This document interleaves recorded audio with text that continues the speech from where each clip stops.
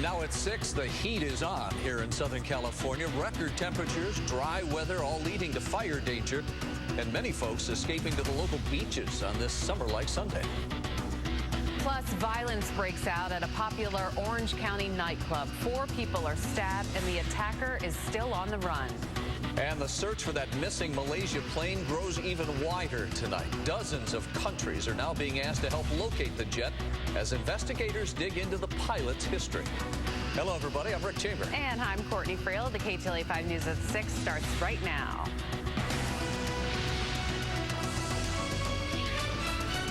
Hot, dry, and windy. It is a recipe for a very dangerous possibility of brush fires. Yeah, fire conditions are especially present in the valleys, the desert areas as well. Let's go to Steve Cooge. He's live in Glendora for us with more on the dangers out there. Hello, Steve. Hey, good evening, guys. You know, as the temperature rises, so does the risk for wildfires and brush fires. We've already seen a handful of brush fires break out just so far this weekend. And as a matter of fact, my photographer Peter and I right now, we're trying to go over to the Cajon Pass where there's a wildfire burning over there as I speak. So stay tuned for that. Anybody looking outside in Southern California knows the conditions are dry as is. So this is not helping. Our temperatures today about 20 degrees hotter than average. And officials say fire danger definitely increasing with that. Firefighters had battled a brush fire near the Gorman area the past couple days. Flames burned right up to the roads. Firefighters fought hard to prevent this blaze from jumping from one side to the other. They brought in a lot of planes to make frequent chemical drops, slowing the wildfire's progress, and eventually officials were able to get that fire under control. Blackened, scorched land was all that was left behind from the fire's path of destruction. And humidity in our area still very low. That's going to mix with winds and also higher weekend temperatures, which have been in the 90s. That's all creating much higher fire risks. Officials say current conditions don't require red flag warnings at this time, but certainly require all of us to take caution. And back out here live, Rick and Courtney, the one thing officials are telling us that we need to end this drought and end these fire risks is more rain. But as Jim Castillo, our meteorologist, is going to tell us here, it's not looking very likely, at least in the near future. I'll send it back to you guys for now. All right, Steve Cooge, live in Glendora. Thanks so much. Before we go over to Jimmy, let's take a live look. Lots of Southern Californians are on the beach today. Beautiful. We're looking out at Huntington Beach. It is a beautiful and busy day there. Yeah, no rain in the forecast, Jim Castillo, but you said it is going to cool down. Yes, it is, Rick. Hi, everybody. You know, it is going to cool down. You'll feel that tomorrow. But, you know, today was the hottest day of the year so far in downtown L.A. It actually hit 90 degrees. And I had to go all the way back to November the 14th when it was actually 91. So really the hottest weather we've seen in months. And just checking the drought situation, let's go back to the beginning of March here, beginning of February, I should say. Exceptional drought area is kissing the northern part of L.A. County. But watch as I look at the brand new map here, the exceptional drought area, which is the worst you can get in a darker red, extends from northern L.A. County, Ventura County, all the way up to the Bay Area.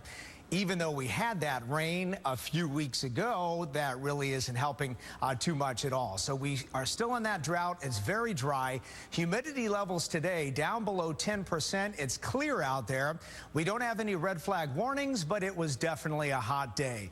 93 for Fullerton and 90 in downtown LA, 89 in Oceanside. So even at the beaches, but then Lake Elsinore, 92 for a record high, the old record 91, Santa Barbara 84, the old record 83, and LA, the record was 92, so we were just 2 degrees shy from that record. But we'll talk about that cool down coming up in Maine weather in just a few minutes. Courtney, I'll toss it back to you for now. See you soon, Jimmy. In other news, a popular Fullerton nightclub packed on a Saturday night. Then a fight breaks out, and when the dust settles, 4 stabbing victims are taken to the hospital.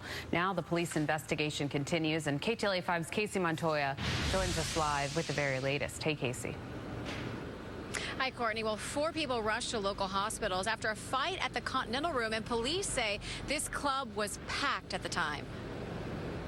A crowded bar turned into a crime scene early Sunday morning after 4 people were stabbed at the Continental Room on West Santa Fe Avenue.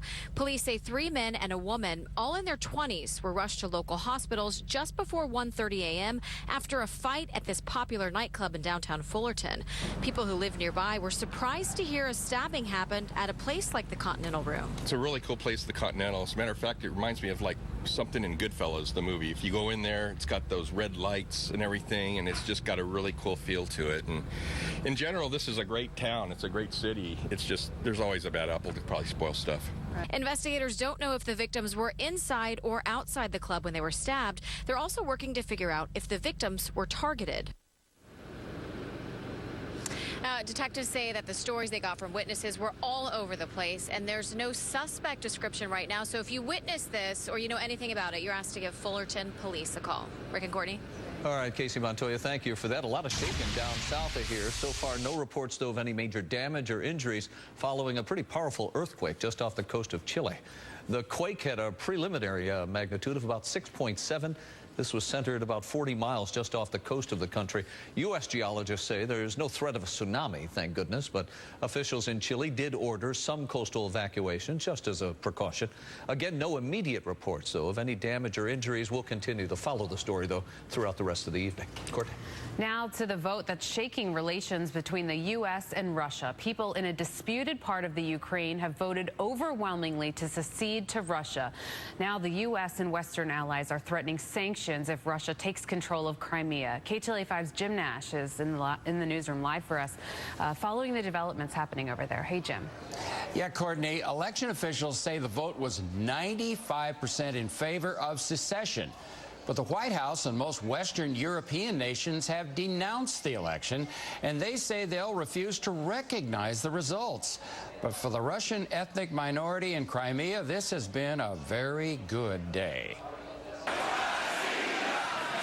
In Simferopol, Crimea's biggest city, ethnic Russians cheered after voting by more than 95% in favor of seceding from Ukraine and seeking to rejoin the Russian Federation. A Ukrainian flag on the ground, Russian and Crimean flags waving in victory. The voting turnout said to be over 80%. But in the UN Security Council, the U.S. and other nations voting to reject the results, overturned by Russia's lone veto.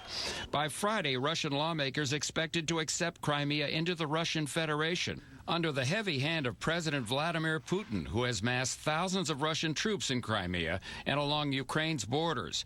American leaders condemning the actions. Now, are we going to stand by and say this is acceptable conduct? Because this isn't the end of his ambition. The White House rejecting the referendum and threatening economic sanctions. The costs are economic. The Russian economy, the Russian stock market, and the ruble are at 5-year lows. Russia is isolated in the world. You saw that in the UN Security Council yesterday. And the more they escalate, the longer this goes, the greater those costs will be. Conservatives like Senator John McCain saying sanctions aren't enough. Economic sanctions are important. Get some military assistance to Ukrainians, at least so they can defend themselves. Resume the missile defense system in Poland and the Czech Republic. Ukrainian soldiers are barricaded in their barracks, surrounded by Russian soldiers, with more tanks rolling into the Ukraine. No major military clashes yet, but expected in the days ahead. So, what can the U.S. and the West do to stop the Russians? Not much militarily, but many are hoping that cooler heads will prevail in Moscow when business deals start drying up.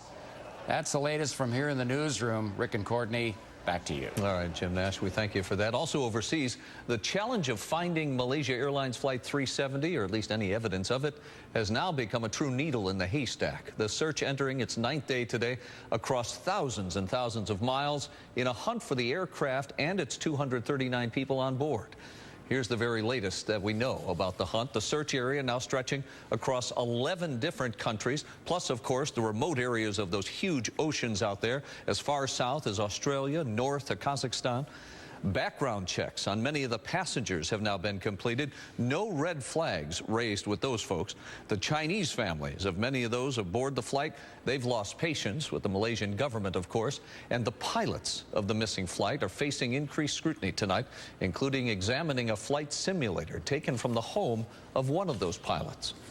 Officers from the Royal Malaysian Police visited the home of the pilot. They spoke to family members of the pilot, and experts are examining the pilot's flight simulator. The police also visited the home of the co-pilot. According to Malaysian Airlines, the pilot and co-pilot did not ask to fly together on MH370. The search area is so vast because authorities say that jet may have flown for more than 7 hours after the last contact with the pilots. I can't get enough of this story. It's so Keeps fascinating. changing. Controversy is brewing over Boston's St. Patrick's Day parade. Yeah, just ahead, why Sam Adams Beer has now pulled its sponsorship from that parade. Plus, a grandfather has the last word and last laugh, even in death. What he said in his own obituary that has friends and family remembering exactly who he was. Now look at this. The LAPD has a fast new ride. But will it be used to catch the bad guys? What police plan to do with this Lamborghini? You're watching the KTLA 5 News at 6.